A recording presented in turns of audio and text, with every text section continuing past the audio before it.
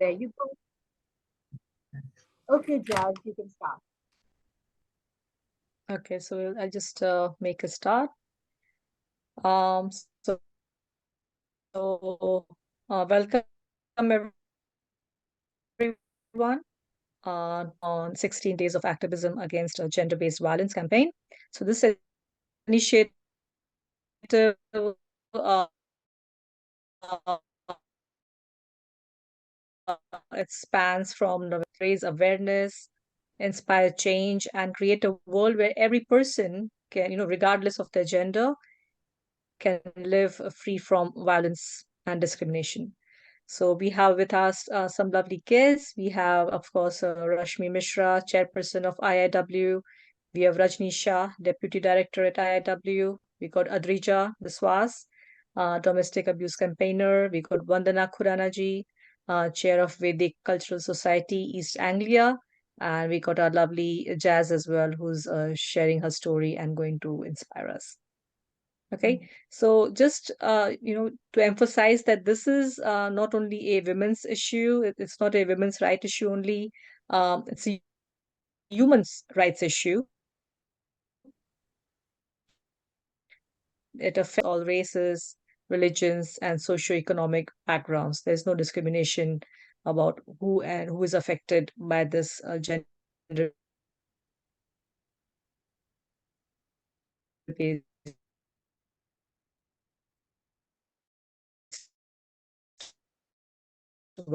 violence.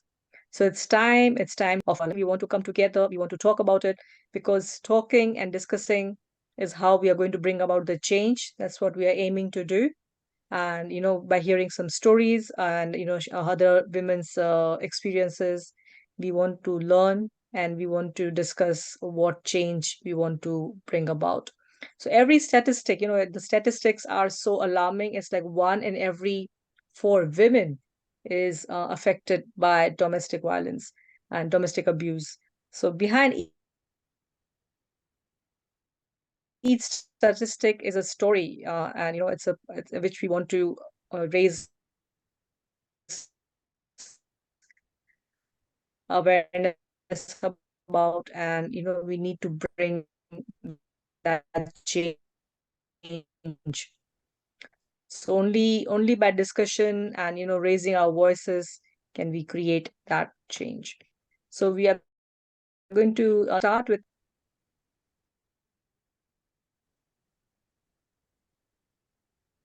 Yeah, happy to add, really alarming statistics over there, right? It's 1 in every 4 women that are victims of abuse partner, which is really, really shocking because these women, they don't have the voice and the choice and they're not able to leave. And I think you're right. Today is all about having an insightful, inspiring experience, just hearing the stories to see how these women have converted their pain into power. But also, as you say, it's a topic that we have to talk about. We have to raise the awareness because as communities, we have to invest to end violence against women and girls. And it happens in 3 levels. We have to do the work in the grassroots levels. So just like us as community, well, we keep saying, the victims, have you understood what the signs are? But we as communities, do we understand what the signs are? And I think that's really important when we talk and we share the awareness, we can watch out for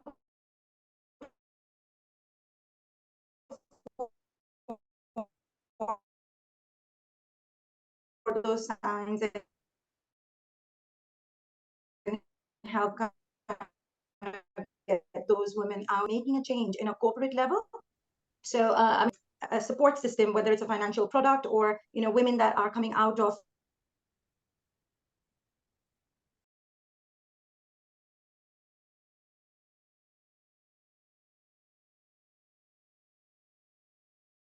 about kicking the session off. So over to you, Jazz, and whoever wants to share their first story, please go ahead. Yeah, I think Jazz, do you want to come in?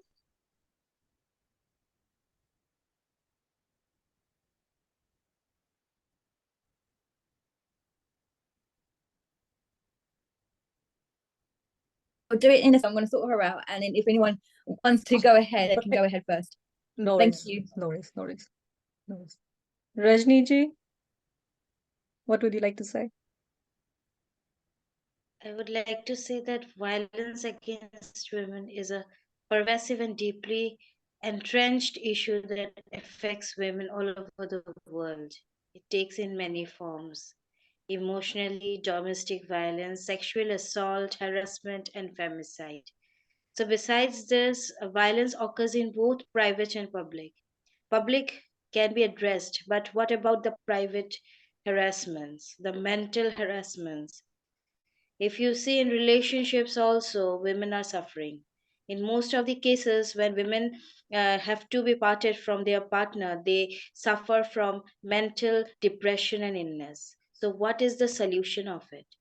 Every 8 out of 10 women are suffering. Some are expressing, some are not. So, this cannot go hand to hand, right? This has to be stopped here. In today's world, when we are reaching the moon, when we have conquered so many obstacles of the world and we have created history, why the half of the population is suffering so much? So the question is, what should be done in a real what should be done in a real thing that women get some relief? See, if we say that a woman should give divorce to her partner if she is suffering from mental and physical abuse, but every time it is not possible. She has to think of her children, she has to think of a financial state, she has to think of her parents who are elderly and maybe they are suffering from some diseases. She has to also fight from the society. So, how to overcome those situations? I'm not saying she should suffer, but keeping in mind these factors, these circumstances also, how a woman will fight. In most of the cases, her children are not giving support to her. Her in laws are treating her badly. Society is not accepting her. So, it is very difficult for those women to fight, and everybody doesn't have that strong mindset to come out of their marriage, so they adjust and they feel like one day everything is going to be all right. But is it true? That day, when that day will come, so what we can do in the ground level, how to educate those women, how to uh, bring the courage, how to give them the support, how to help them to understand their self respect. So they it's also necessary to ensure them that if they come out of their marriage or if they come out of the relationship, someone is there to help them, someone is there to understand. If a woman is going to the court also, now our government has made so many laws for the women, but when she goes to the court she has to uh, ask so many questions which are not appropriate, which are not most of the women cannot take it. So there should be some solution that when a woman is suffering from any abuse, there should be a forum or a group that can help that women to process all the uh, legal procedures and to help her to get all the procedures done and to support her financially and mentally. If a woman is financially sound also, but the mental degradation she feels at that moment is horrible, because few years back I have gone through that state, so I can understand. So everybody doesn't have that strong mindset. So it is very important to understand to first there should be someone who can listen without judging, because when it comes to women, advice and judgment comes first. Everybody will come out their advice. Everyone is expert now in Facebook and WhatsApp and Instagram. You will find many PhDs and many doctors and many psychologists in the Facebook will come and will give you numerous advice. But these advices are real? Are they going to help the women, the victim in real? So these things have to be kept in mind. We can talk about that a woman should first give priority to herself and then to the society, but every time it is not possible. Being a mother, you cannot think of your first and then your children. You have to think of their education, their future. So many factors are there. If you have elder parents who are having a heart disease or who are suffering from diabetes, you cannot force them to take you, because they will have some mental degradation. So it is also important to aware the parents of the girls or the women that if your daughter is suffering from such issues, in spite of thinking of the society, take her back, because a woman coming back to her home is much safer than coming back in the coffin. So you have to understand that. So parents, most of the parents say women have to adjust. Okay, that's true. But up to which level? Who will set that level? There should be someone who have to tell that this is the limitation, and if it gets crossed, you have to come out, you have to take action, you have to raise your voice. And education and financial stability has been something which has given the power to the women to raise their voice. But again, the societal pressure, it is one of the biggest pressure, because if you are not getting married, the society, there is a big headache to the society. Everyone can't sleep because the girl is not getting married. Why she is not getting married? So it is a big headache for the society. Again, if you have a bad marriage and if you are coming back to your home, again there is a problem to the society. Again, the elderly people of the society will not sleep. What happened to the girl? Why she is there? So these things have to be po- m- these things have to be stopped. It is the time that people should understand every girl has their own life, and no one has the right to destroy a woman's life. She is also a part of our population. So when she has the power to give birth to another generation, so she has to be respected. There should be certain norms, that if that norms, that forum has not been followed, the person should be arrested, should be taken legal action, and everything against the man or whoever is doing that should be taken action. So there should be some strong group or strong law for the women. That's all. Rajni, you raised a very, very good point over there about changing the way the society accepts, right? And I think a lot of times women are scared of leaving because of the very facts that you said. Oh, what happened? What about my parents? They're going to get a heart attack. I can't leave my children because I have to, get them into school. And they're literally stuck in that because they don't have, or they're thinking about, well, what is the society going to say? But exactly what you said, right, is that if we build the awareness, so the first point is that the woman herself needs to be aware that these are all the signs I'm going through abuse, because it's really, I mean, a lot of times educated women also don't know what the signs are because they just don't expect it. And some people, sadly, they feel that it's normal. And we never ever close that cycle of abuse. Like I had this very close friend that I was working with and trying to get her out. And she was like, but my mom went through this and my sister's gone through this. So they think it's normal. And then the son was like, oh, but that's how my dad has been. That's how my dad's dad have been.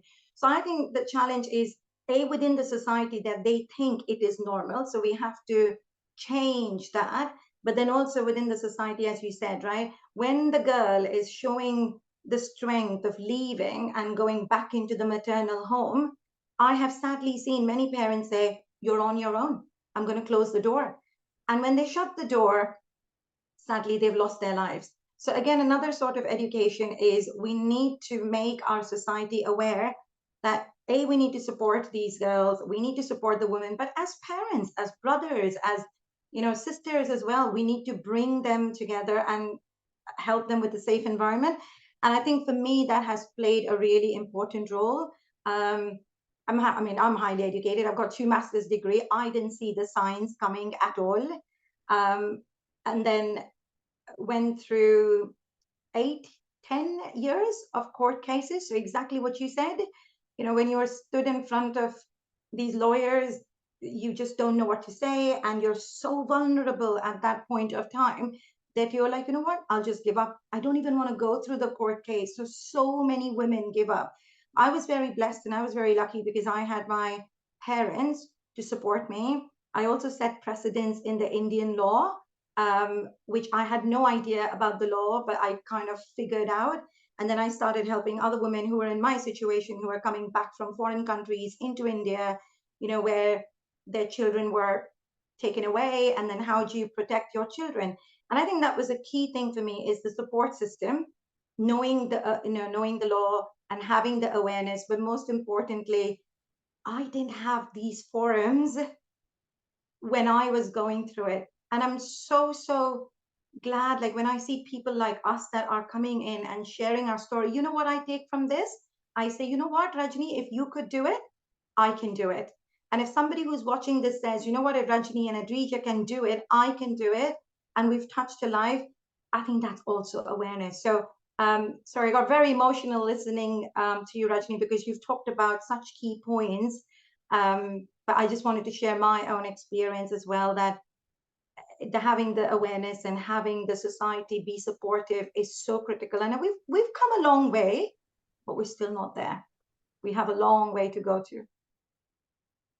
Thank you, Adrija. Thank you for opening your heart. And, as you both correctly said, a divorced daughter is better than a dead one.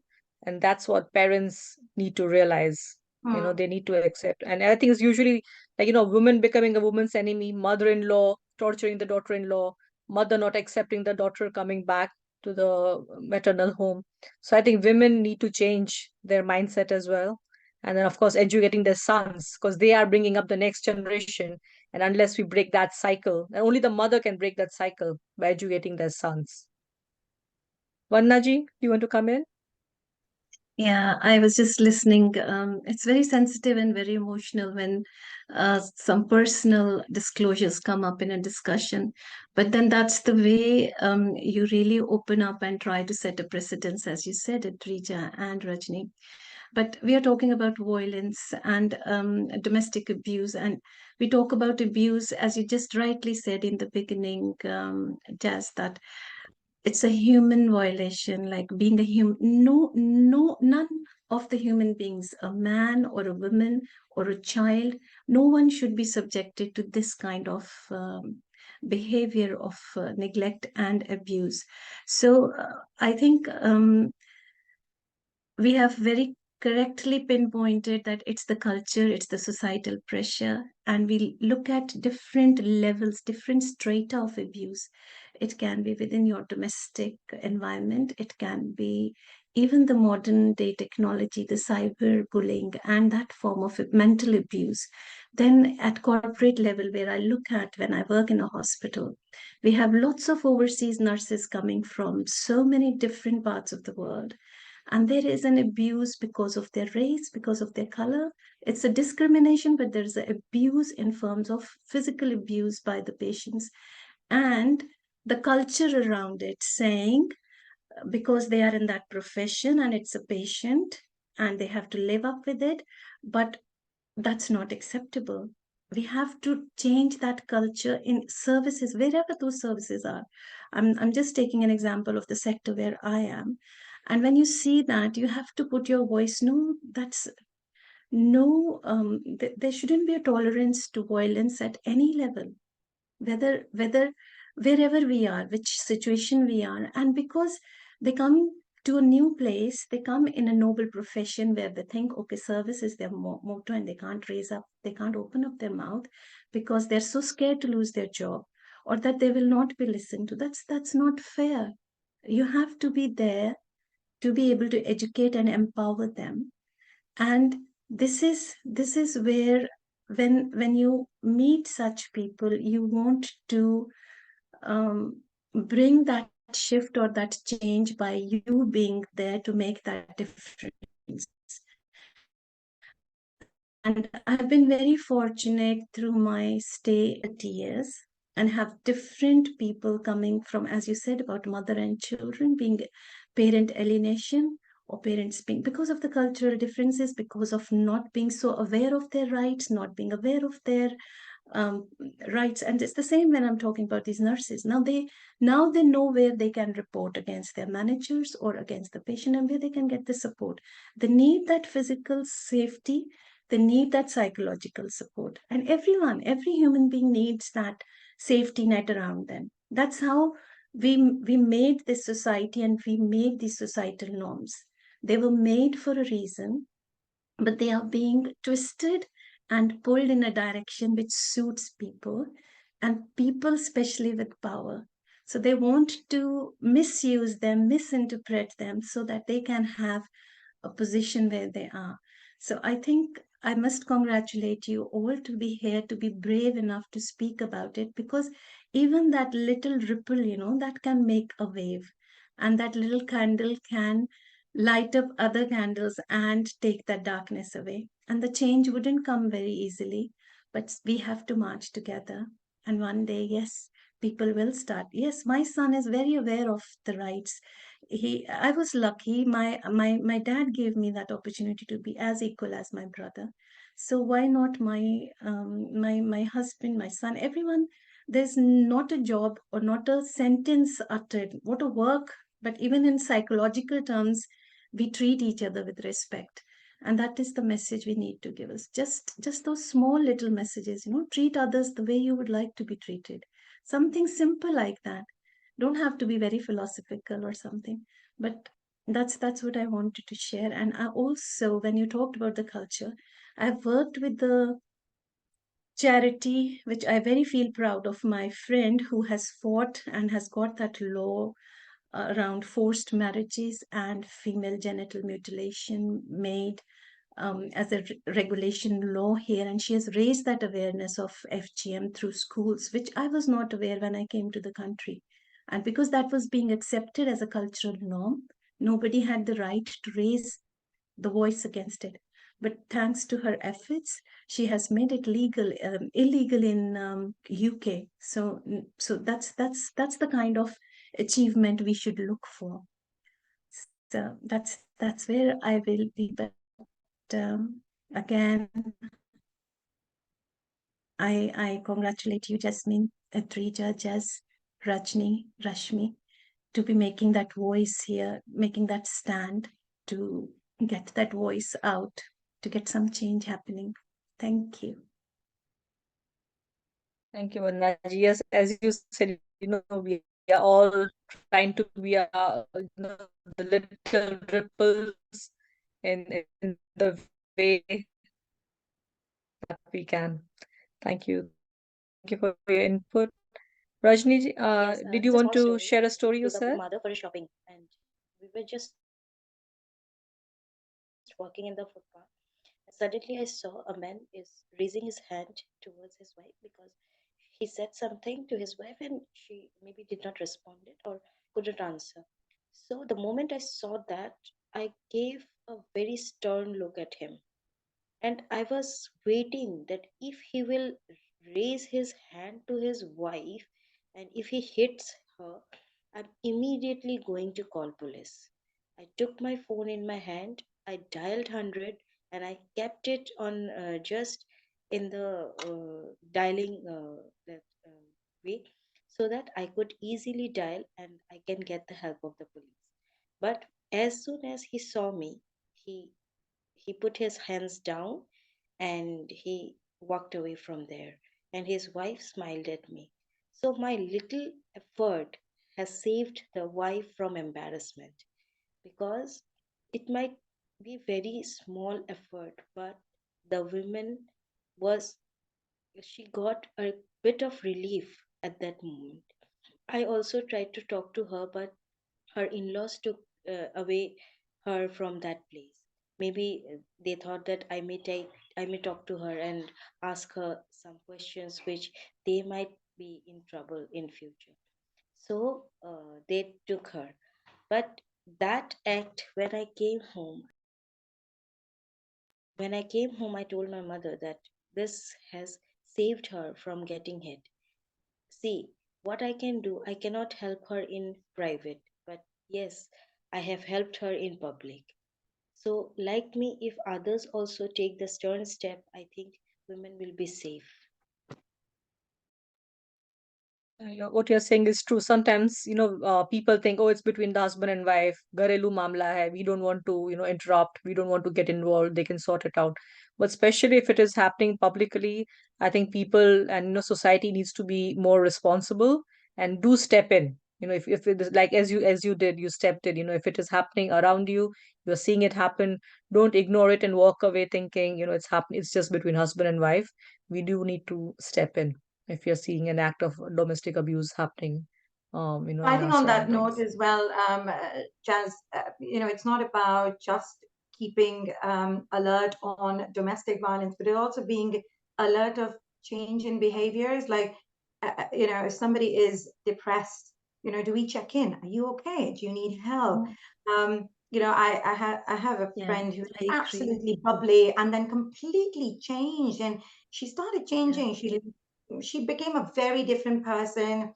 She was not social anymore. She stopped singing. And you can start seeing these behavioral changes and you just want to, people don't open up, but then at the same time, they're like Yeah. scared. Judgment. Log kya kahenge? What is she going to think about me? But if we can create that level of trust and, just check in and say, no judgments, I'm here to listen to you with the listening ear. I think that's really important to watch out for those signs as well. Absolutely, Absolutely. absolutely. Absolutely. I think people don't have, sometimes, and especially in this country, women can be so isolated. They are new to this country. They don't have any social circle. They don't Yeah. have any friends. So even that one check-in, like, are you okay, can help them, open Mm. up. And sometimes women in this country, they don't even know the support that is available. They don't know there are women organizations Absolutely. here. They don't know there is a council. They don't know how much help council can give. They don't know this concept of refuge, and they just suffer in silence. So, Adrija, Yeah. as you rightly said, just that even that small check-in can make a lot of difference, and it can just help change their lives around. Yeah. Absolutely. Thank you. And those are the Jazz? small but very vital. Yeah, Jazz No, is no, go back. on. So I just Go was, ahead. just going to say these are the small but very vital things which you can notice and that can have a very huge impact. You can really pull out somebody out of their, Mm. like, or can be there a supportive person at the right time. So that's very important, and that's what I feel that what you said, Jess, as well, was that they're not aware of as well. If they're new to the country, they do not know that there is health and social service support available for them. There's a refuge, there are voluntary organizations, but then it is, I feel the biggest hurdle is they themselves, because there's been so much of layering on top of them to open up.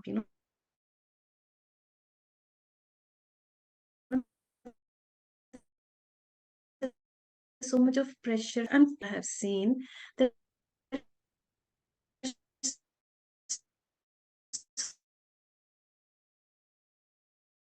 so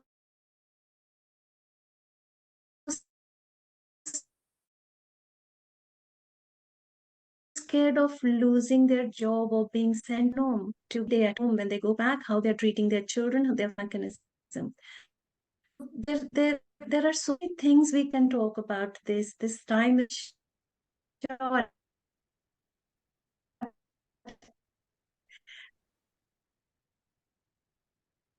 to talk about, but then this is a mind physical mental health issues. There is economic, financial, there is financially as well. If you look at elderly moms, widows, how much financially they are raised by relatives or the carers, we look at so many examples around. But yes, of course, domestic violence, because that's a crime that comes on the stats very much prominently, and we can relate to that, because if you say 1 in 4 is a very, very high number.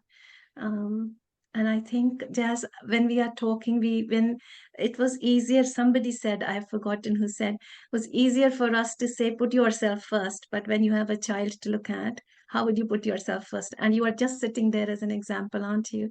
That the child has had a cut. So you have to put all the priorities to the child before you will look at yourself.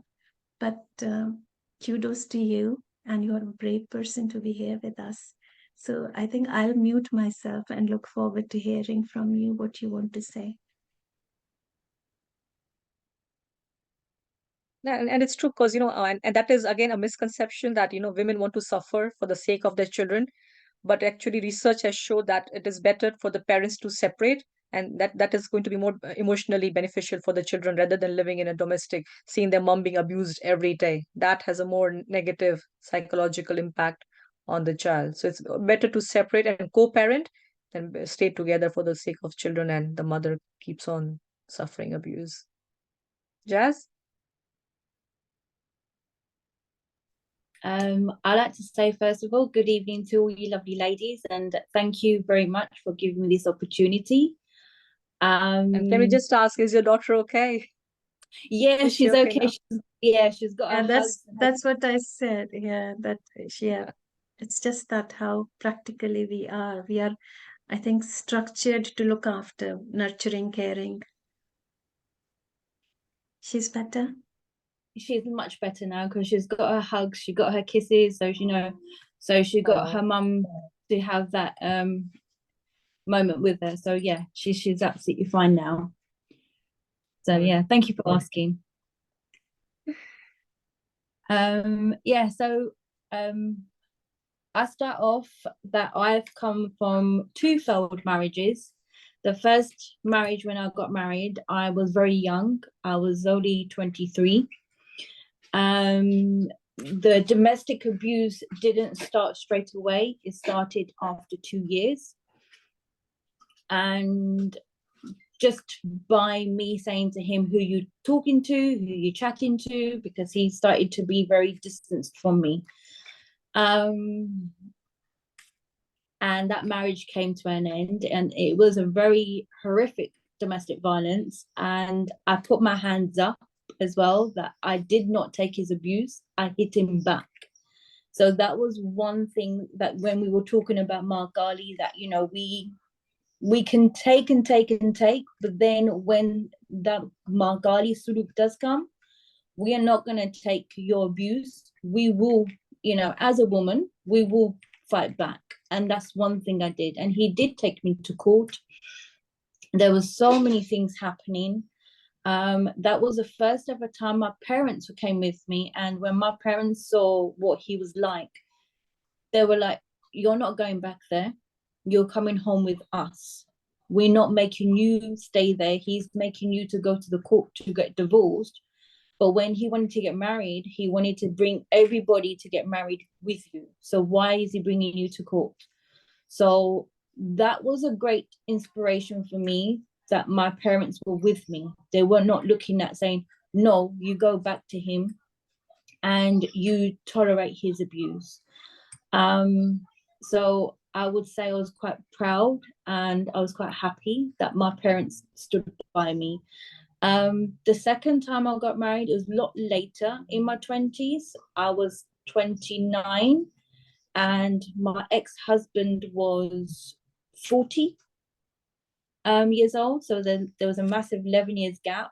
My parents even asked me, and they said, there is 11 years gap, and what do you think about this? And I assumed that, he's been around, he's done what he's done, he's gone clubbing, and now he wants to settle down. But boy, was I wrong. I was absolutely wrong. He was still chasing after women. He still wanted to have that bachelor life. He wanted to have that luxury life, which he could still have a woman at home and still have a woman outside. But my second husband, I have to say, he was a drug dealer and he was a drug abuser. So mentally and stably, he was not really all there.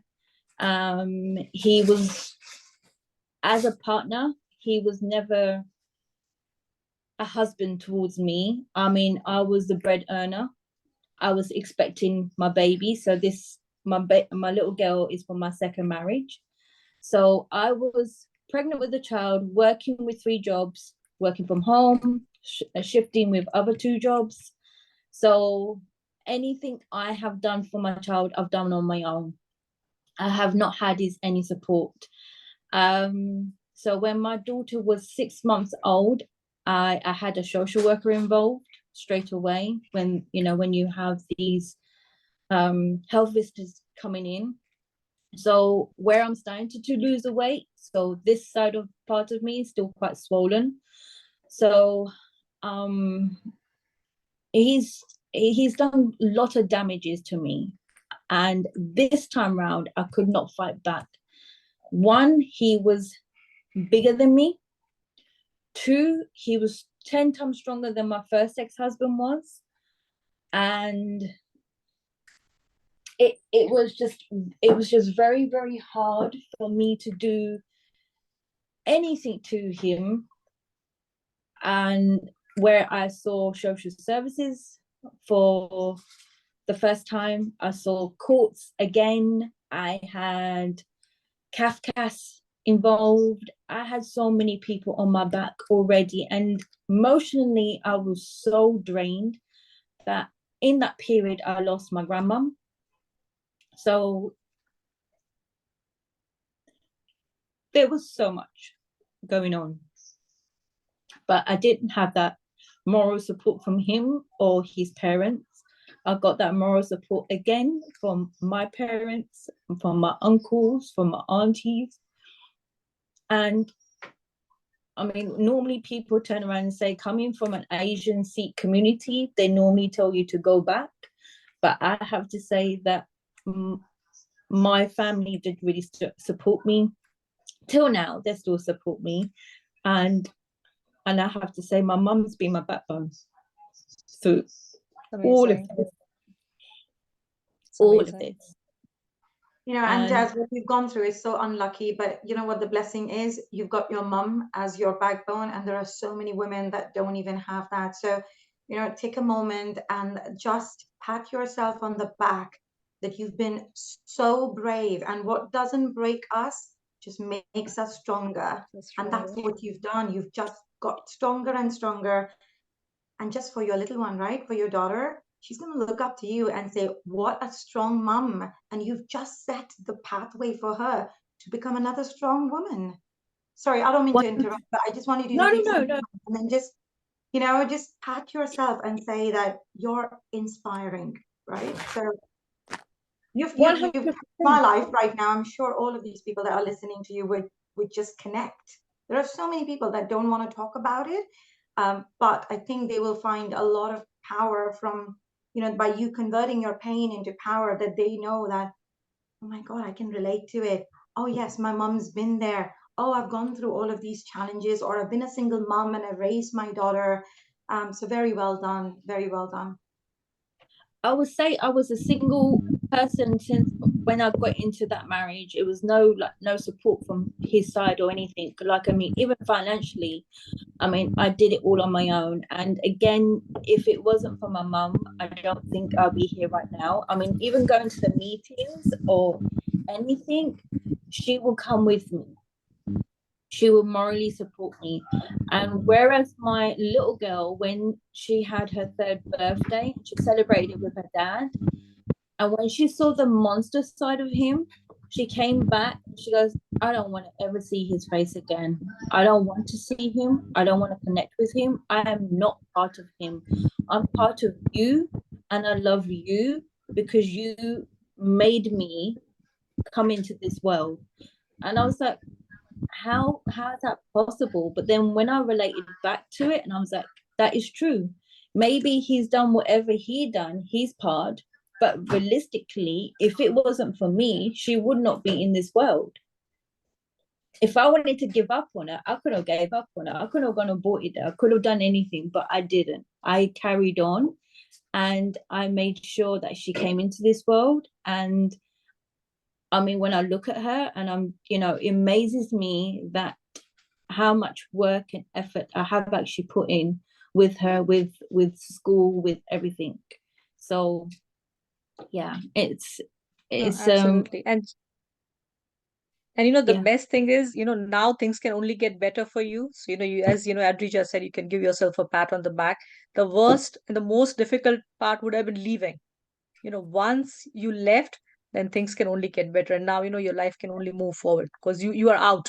you are out of that, right? You're out of that environment. You are out from away from that toxic environment, away from his toxic personality. He cannot affect you anymore because he's not in your life anymore. So that leaving, I think that finding that courage to leave is the most difficult part. Once you moved on, and then obviously the court struggles and everything is there, but at least you made up your mind. You are emotionally detached, and then your life can only move forward and in the positive direction. Do you feel like that, Jazz? Do you think now your life is getting better? You're again progressing up. You're moving higher up. To be honest with you, I've been away from him for the past 9 years. So my daughter's 9 years now. And the funny story is, just recently he got in contact with me and he said, "Oh, do you know what? You've done a beautiful thing with with our little one. And what do you think? Do you think you can come back in my life again?" And I turned around and said to him, "I go, I'm willing to come back with you, long as you put a house in my name, put the car on my name, and all the damages you have done, pay for that cost. And then I'll think about it. I'm not going to come back in your life just like that and thinking, yeah, I'll drop everything." No, you have to do lots of consequences. There will be a prenup this time.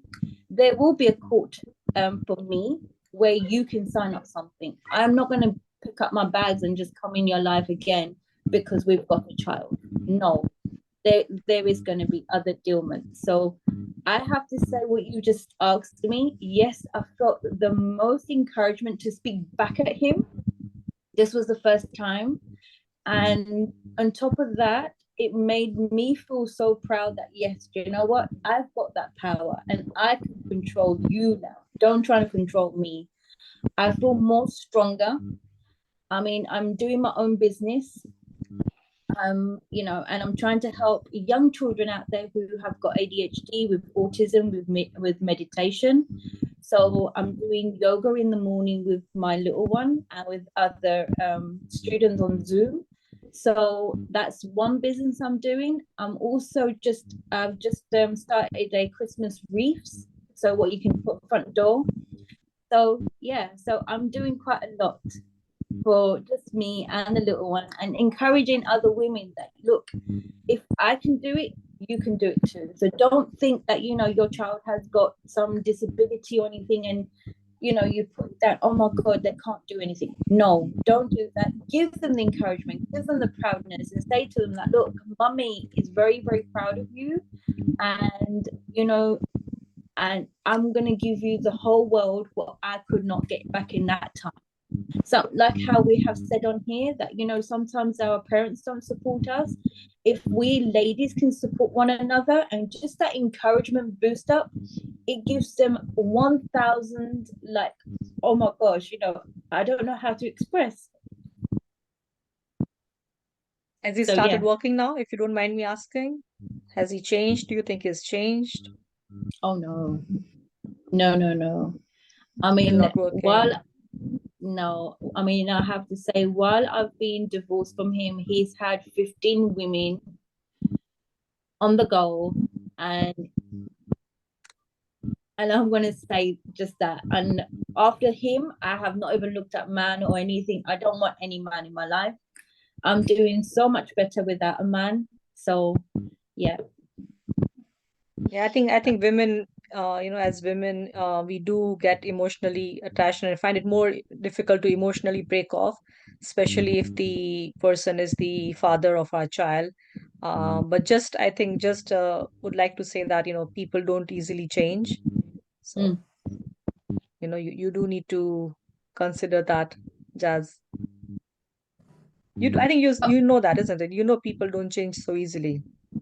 Well, there's an right? English saying, a cheetah never changes its spots.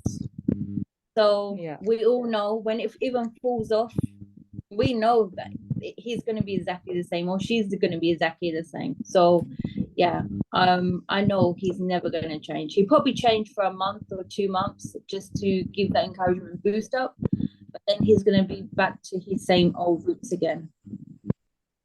I'm not saying that's in your case, Jazz, but then you're right. I think a lot of women, they fall in that cycle of abuse. They think that, oh, you know what? He's going to change for me. He'll Yeah. change. He'll change. I'll make him change. I'll keep waiting. And then there is a short separation, and then they go back to that abusive party. But that's coercive control, and it's gaslighting, and they completely dominate. And then you don't have any individuality left. But then I think it comes from a good place where you want to believe in the good of people.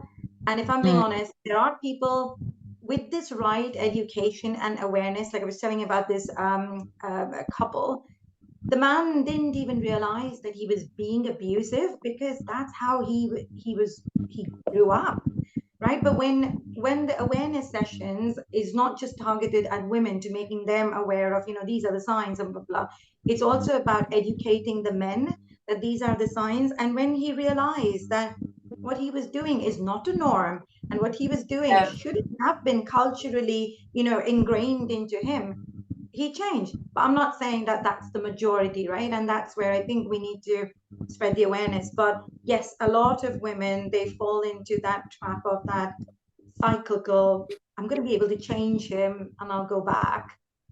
So yeah, we just have to be careful. No, you can never change anybody. No, not matter how good of a person they will come as they age up or anything. I don't think anyone will change for anybody. They will be exactly the same. I mean, I can say that, like, whereas my dad, I think I was 7 years old, and it was the first time he was trying to raise his hand at my mum, and I came in between. I was standing on the chair, and I went, "You do not hit my mum. Don't think she's by herself. You do not hit her." I'll go, "If you do, I'm gonna walk out with my mum and my brother, and that will be it." And he'd be like, he stopped himself, he stood back, and he was like, "I did a bad thing, didn't I?" And I'm like, "Yes, you did." I go, "I want you to apologize to her." And I was only 7 years old.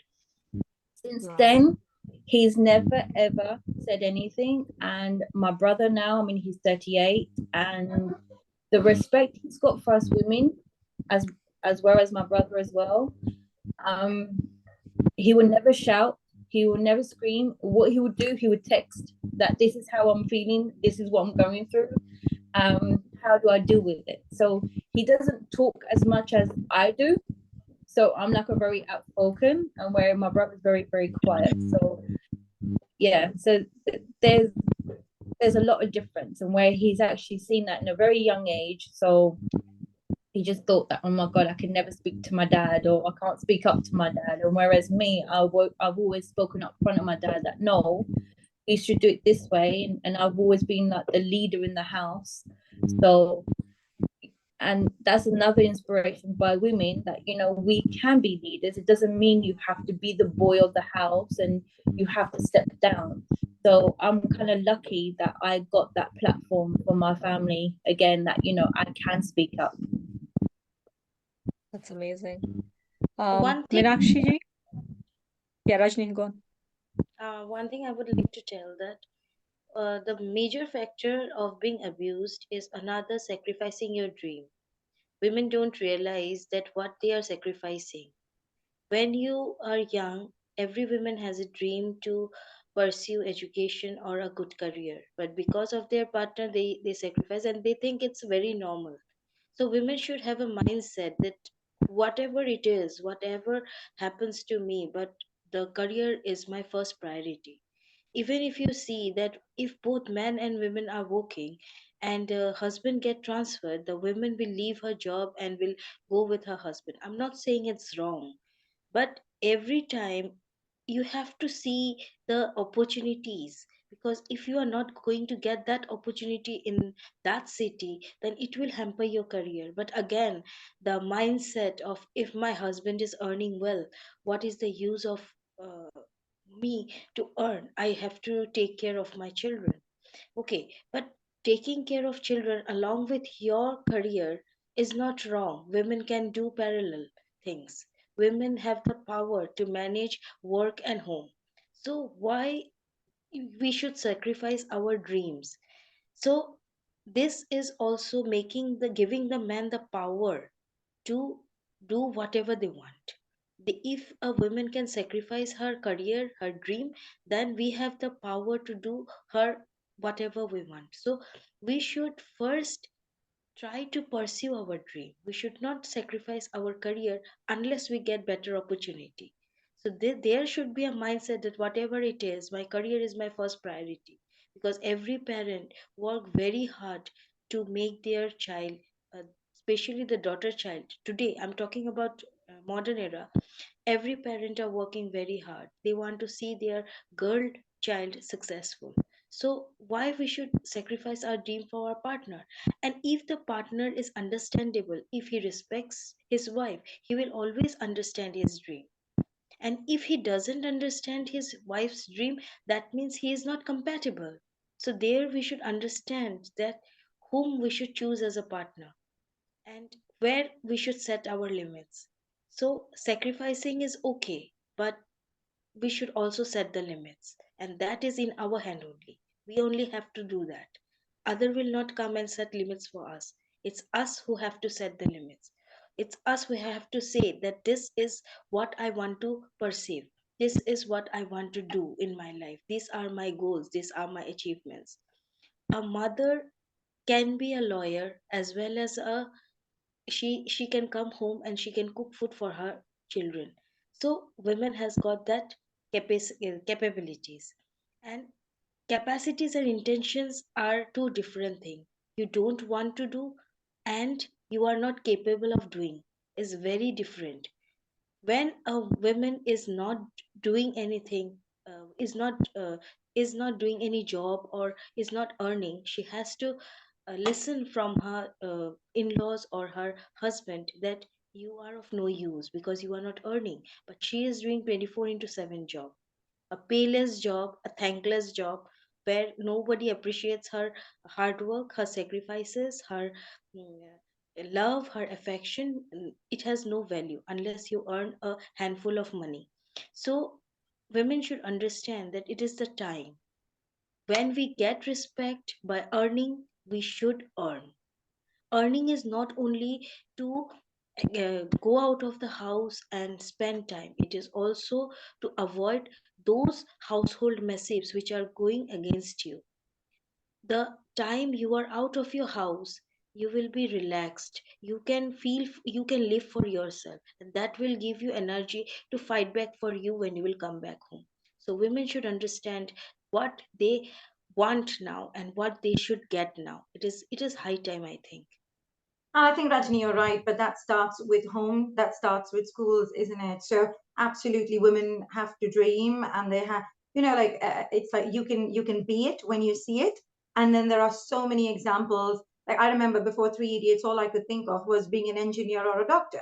But we're lawyers, we are doctors, we are politicians, you name it, right? Women are in every sector of the society, and I think that's why the UN SDG goals of girls' education, gender equality, when you look at societies, corporates, everyone, right? We're encouraging that. So as a society, if a woman has a dream, then we make it happen. So it's also about having that support system and the tools to empower you to dream.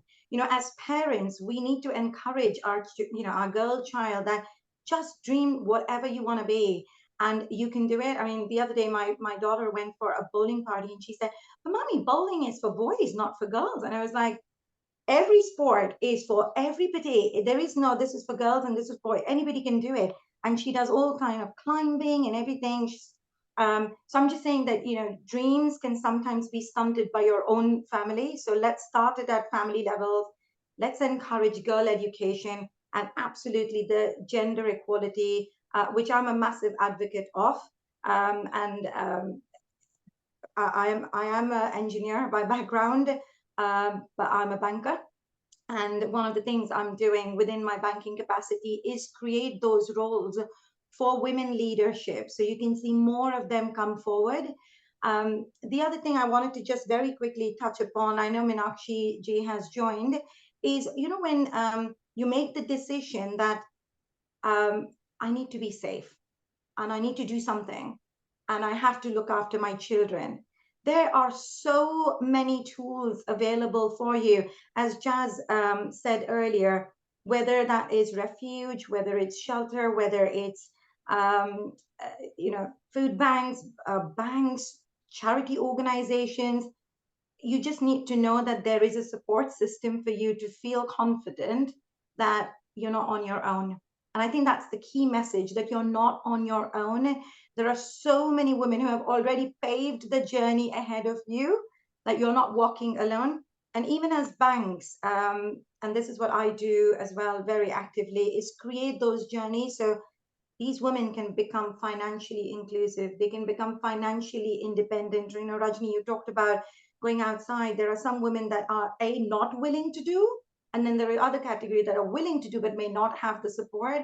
So this is about banks now going out of the way to create safe spaces for women, so women of domestic abuse can actually come in and have a chat. There are things like non-geographic sort codes, where if you have a joint account with your partner, then they will not be able to track you because you're a vulnerable person. So there are so many laws and protections that protects you, and I think it's really important for us to share that information and for women to be aware what's there for them. Sorry, I know we've got Meenakshi joining, so I just wanted to make sure we had enough time for her as well. No, that's great. And so that's what we are saying, that women, it's very important for them to be financially independent, because then it's much easier for you to understand and recognize the signs as well, and you can have an extra support system, and it's of course more easier for you to leave as such as well if you're obviously financially independent. So that makes a lot of difference. Meenakshi ji? Yeah, hi there. Hello, welcome. Hello, everyone. Hi. Thank you for having me. I am not very presentable, sorry. No, you look Rajni great. told me very late about You look this. lovely. Thank you so much. First, I would say kudos to Jazmine, because she's mother to her child has a disability, and still she had the courage of coming out of an abusive relationship. Jazz, yeah. Sorry, I Her name joined is late, Jazmine. so this Yeah. is what I could pick from the conversation. As a counselor, I'm the vice chair of Ishkama Limited, which is a holistic company, and also editor of a magazine. But apart from that, I'm a counselor. So as I get a lot of women who come with the problems, what commonly I see is, women are hesitant to speak because they are afraid of what the society will say. So I had this lady who came to me and she said, there is no physical abuse, there is no verbal abuse, it's just emotional, because the husband is not available, the husband is never around, is not paying attention to the child. And when I asked her, there are these many people whom you can approach, whom I can approach on your behalf. You can be anonymous, but that fear that people would come to know, and people would judge. That is the first barrier I feel that need to be. That's the first hurdle. Think, and it is extremely difficult to get off that hurdle. Secondly, when we ask, some people, we to a marriage counselor, it has to be both partners. One person, the other person says, I'm not saying this only for, in abusive relationship, it can be the man as well. Sometimes it's not only the male who abuse, it can be a female. Sometimes some relationships is like that as well. But one partner doesn't want to go seek help, doesn't want to see a marriage counselor. So that's the second hurdle. So even if a person has been seeing that and is has faced it through their childhood and is abusive because they think this is the right thing and this is only the way, maybe they can change, maybe their relationship can get better, but again, they have to do it. There has to be the willingness to go there. The third, if all these, if none of this work is where we say we find someone who can say, okay, this guy cannot change, this marriage counseling has not worked, so there has to be a mediator who says, okay, so both parties cannot live together, and so and so. But if you think about it, no one, as a person, if someone comes to me and says that I am into this, and then I ask them, so is he being violent, is he being abusive, what kind of abuse? We say, okay, you're independent, this girl is very independent, she's earning well, she can do everything by herself, she doesn't need a male to support her. But May, one moment, I'm so sorry, that's my little one. So if we think about that, the emotional abuse, as people say, there's an emotional abuse that cannot be defined, that doesn't have a scale. So there are people who would be judging, there'll be people on both sides, they would not take it for the word of the woman, then they will think maybe you're too clingy, maybe you are too wanting. So when it comes to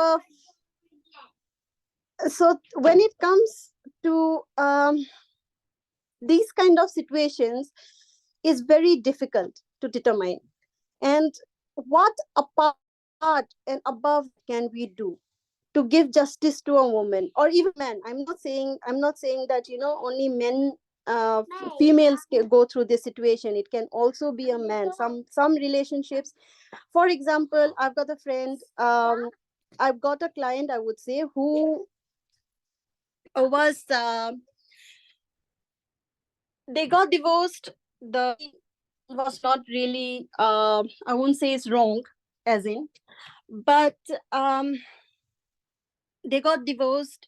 The girl had Maeve, 2 minutes please. 2 minutes please. So the girl gets married, the children are with the girl, and then the stepfather is abusive. So you see, the first guy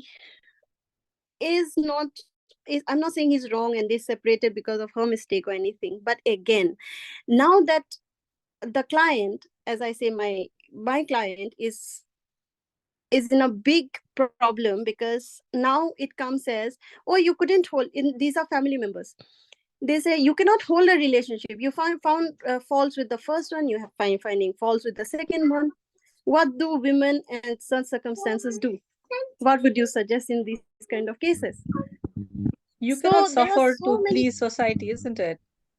it's never possible. If it happens, there are plenty of women who have had, 2 separations. I think if you look even in like, even Jazz has said here, there are women who, unfortunately, it happens, sometimes, but log kya kahenge, uske liye, you cannot suffer in It's silence. a big, And also about yes, recognizing the abuse. the very thing that, and people aren't scared about women, they are not scared about society at large. The first thing that bothers them is family.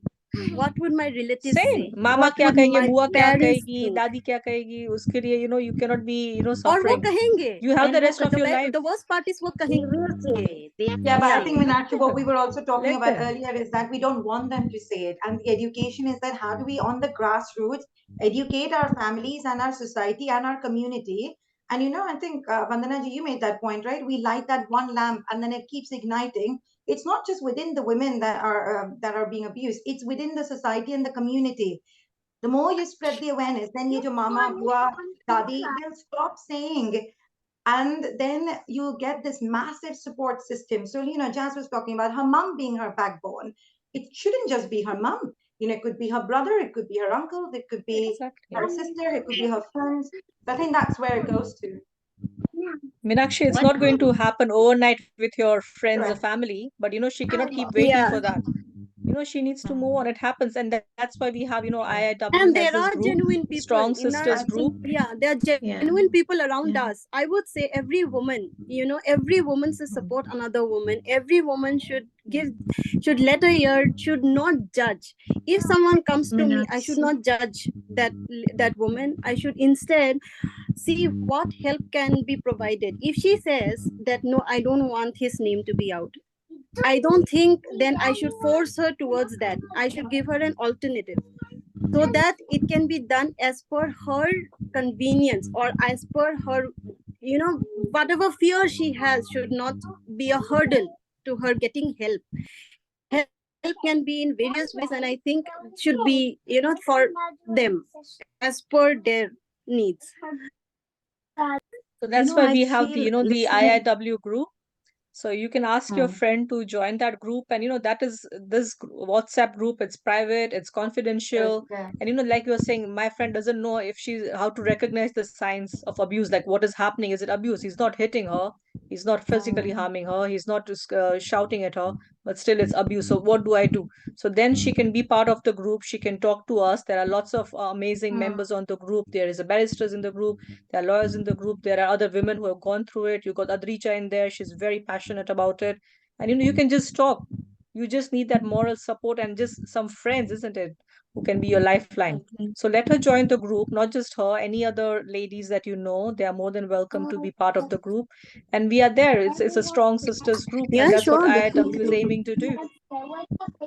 Absolutely. And what I'm finding out, the key message coming out of what we all are saying is addressing the factor that everyone is more resilient than they recognize how strong they are. And just the three key messages I would say is just to readdress again, you are not alone.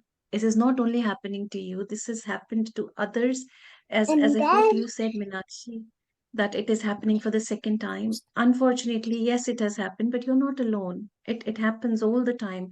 Unfortunately, it's real world, real people. Situations do go wrong. So you're not alone, and it's not your fault. If things are going wrong, it's not entirely your fault that somebody is abusing you emotionally, physically. You have to give that message of confidence, instilling that it's not because of your fault that you have found someone abusing you. And then the third one I always feel is to, which I feel is key for everyone, is to say you're stronger than you think. You can get over anything in life once you put that intention in your mind.